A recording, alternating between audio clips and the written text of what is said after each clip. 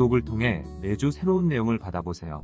위 종목들은 우리 시장이 대세 상승의 흐름 속으로 나아갈 적에 상승세의 가장 중심부에 놓일 수 있는 종목으로 다른 어떤 종목보다 관심을 갖고 지켜봐야 할 종목군이다.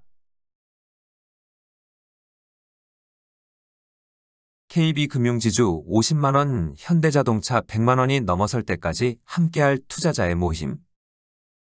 세계 주식시장의 금융주 흐름을 이끌어 나아갈 수 있는 JP모간 체이스는 최근 4개월에 가까운 조정 국면을 벗어나려는 움직임을 보여주고 있다. 이런 움직임에 맞추어 일본의 금융주를 이끌어 나아갈 미쓰비시 파이낸셜 그룹과 우리 시장의 KB금융지주 또한 꿈틀대는 모습이 나타났다. 그렇지만 이런 상승 시도의 움직임은 기술주의 강세 움직임이 전혀 흔들리지 않으면서 상승세를 멈추고 뒤로 물러서는 모습을 보여주고 있다. 현재 기술주의 상승 구도를 이끌고 있는 인공지능 관련주와 새로운 상승 구도는 서로 역의 관계에 놓여 있으면서도 보완 관계에 놓여 있다고 하였다. 기술주의 상승 구도는 2009년 3월의 유동성 장세에서 처음으로 추세적 상승 의지를 드러냈고 2012년 이후 추세적인 상승 과정에 성공적으로 진입하였다. 이런 추세적인 상승 행보는 2021년 11월 하순까지 이어졌고 이후 추세적인 하락 과정으로 전환된 바 있다. 그리고 기술주의 추세적 하락 과정은 새로운 상승세의 기운으로 1단계 하락 과정에서 멈춘 후 반전의 기회에서 강한 상승 시도를 만들어냈다. 엔비디아라는 인공지능의 흐름을 이끌어 나아가는 종목을 상승세의 전면에 내세워 2023년 1월 이후 최근에 이르기까지 강세 흐름이 지속되고 있는 것이다. 강력한 추세적인 행보를 보여주는 흐름은 추세적인 상승 과정과 추세적 하락 과정 그리고 이후 주어진 반전의 기회에서 강한 상승 흐름을 만들어낼 수 있다. 아주 강한 반전 흐름을 만들어낼 경우 쌍봉 형태의 고점을 만들어낼 수 있는데 이런 과정이 끝나고 하면 추세적 행보의 모든 절차는 끝나게 된다. 새로운 추세적인 상승 과정을 만들어낼 수 있는 여건을 마련할 적까지는 박스권의 장기 조정 국면에서 작은 상승과 하락을 반복하게 되는 것이다. 2003년 3월 이후 우리 시장에서 강력한 추세적 행보의 소흐름은 이 과정을 거쳤고 기술주의 상승 구도 또한 이런 과정으로 나아가게 될 것이다.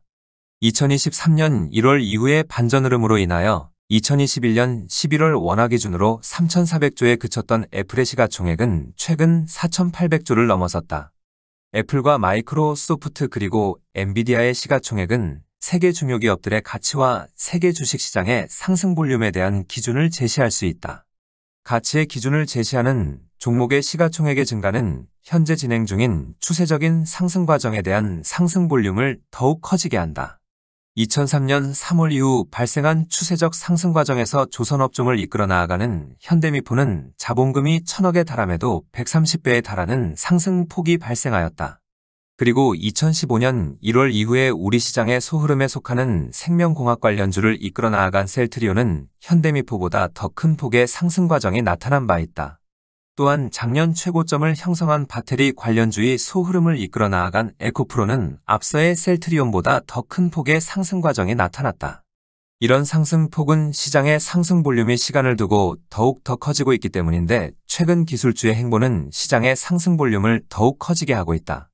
이렇게 커진 시장의 상승 볼륨에 대한 혜택은 아직 추세적 상승 행보에 진입하지 않은 새로운 상승 구도에 속하는 종목들이 그 수혜를 보게 될 것이다. 우리 시장을 비롯한 세계 중요 시장들은 2007년 10월 이후 최근에 이르기까지 전체 지수 기준으로는 추세적인 상승 과정에 진입하지 않은 상태다. 물론 2016년 2월 이후 3번에 걸친 준비 과정을 통하여 외관상 일부 국가는 추세적 모습을 갖추었지만 실제 추세적 상승 과정에는 진입하지 못한 상태다. 이런 관계로 세계 주식시장에 작용하고 있는 상승 볼륨에 맞는 혜택은 우리 시장의 경우 전체 지수와 무관한 소흐름을 이끈 종목들에게서만 나타났다. 2016년 2월 이후 중요 시장들의 전체 지수를 추세적인 상승 과정으로 전환시키려 노력하고 있고 이제 진입을 눈앞에 두고 있는 상태다. 이들 시장이 지난 3월 이후에 진행하고 있는 조정 국면을 뚫고 올라서는 상승 과정이 나타날 경우 중요 시장들도 추세적인 상승 과정에 진입하게 되는 것이다. 추세적 상승 과정에 진입을 하게 되면 상승 구도를 이끌어 나아가는 종목의 경우 추세적 한계를 드러낼 때까지 상승세를 지속하게 될 것이다. 전체 지수와 무관한 소흐름에 속하는 종목들의 경우 향후에도 특정 흐름을 이끌어 나아가는 종목이 나타난다면 아주 놀라운 상승 과정이 나타날 것이다. 조선업종을 이끌어 나아간 현대미포와 생명공학 관련주를 이끌어 나아간 셀트리온, 그리고 배터리 관련주를 이끈 에코프로와 같은 종목이 나타날 것이다. 다만 소흐름에 속하는 종목의 경우 향후에도 이런 종목들이 나타난다는 것만 알 수 있을 뿐 해당 종목이 어떤 종목이냐를 찾아내는 것은 현실적으로 힘들다. 이들 종목의 경우 전체 지수의 흐름과 무관하게 그리고 소수의 시장 참여자만으로 해당 흐름을 만들어낼 수 있기 때문이다. 이미 추세적인 상승 과정에 본격 진입하여 세를 탄탄히 구축하고 난 다음에서야 찾아낼 수 있어 실제 수익은 대형주에 미치지 못한다. 반면 전체 지수를 이끌어 나아가는 종목의 경우 기술주의 흐름을 이끌어 나아간 애플과 마찬가지로 수많은 종목 가운데 한두 종목으로 지목할 수 있다. 전체 지수를 움직이는 만큼 세계 주식시장의 처한 상황을 감안하여 상승의 초기 과정부터 특정 종목을 지목하여 진입할 수 있다.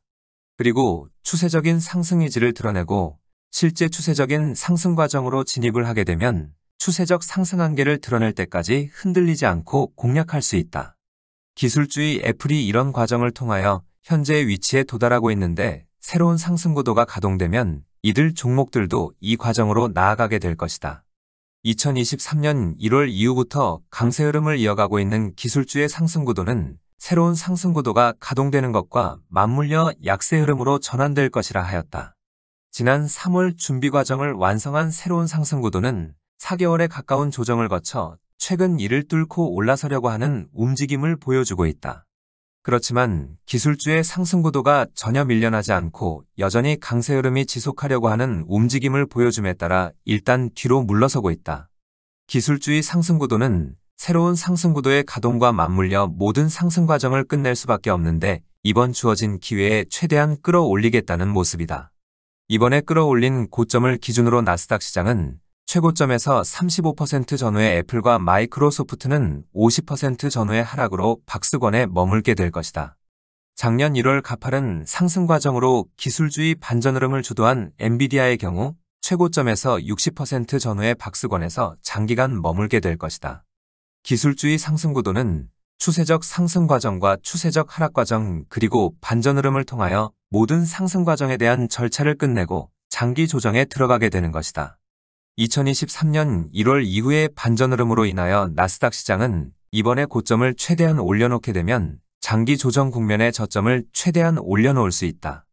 나스닥 시장이 2만 포인트에 도달하면 35% 전후에 달하는 하락폭이 발생하여도 장기 조정 국면의 최저점을 13,000포인트 전후에 갖다 놓을 수 있다.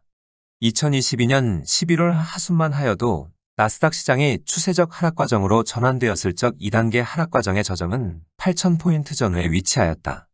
통상적인 모습이라면 1단계와 2단계 추세적 하락 과정으로 이어져 나스닥 시장은 8,000포인트 전후에 위치해서 추세적 하락 과정의 저점을 형성할 가능성이 높았던 것이다. 그런데 2022년 10월 이후 나타난 새로운 상승세의 기운으로 추세적 하락 과정은 1단계 저점인 1088포인트에서 멈추었다. 그리고 이후 나타난 반전 흐름에서 아주 강력한 상승 시도로 인하여 나스닥 시장은 13,000포인트를 깨고 내려가기 힘들게 만들어 놓았다. 이 위치의 저점에서 지난 추세적 상승 과정에 대한 부담을 모두 덜어내게 되면 나스닥 시장은 다시 새로운 추세적 행보를 준비할 수 있다.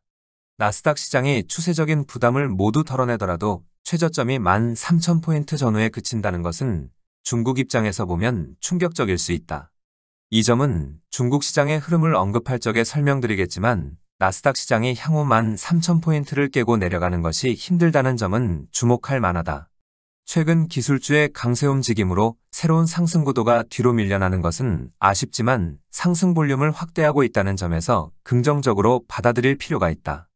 현재 위치에서 상승세를 끝내던 나스닥 시장을 2만 포인트 전후에서 상승세를 끝내던 향후 저점이 13,000포인트 전후라는 점은 차이가 없다.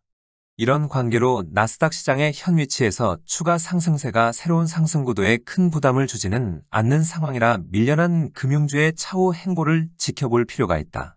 나스닥 시장이 추가 상승세를 이어갈 때까지 기다려주는 모습을 보여줄 것인지 아니면 재차 강하게 밀어붙이는 모습을 보여줄지를 지켜봐야 하겠다.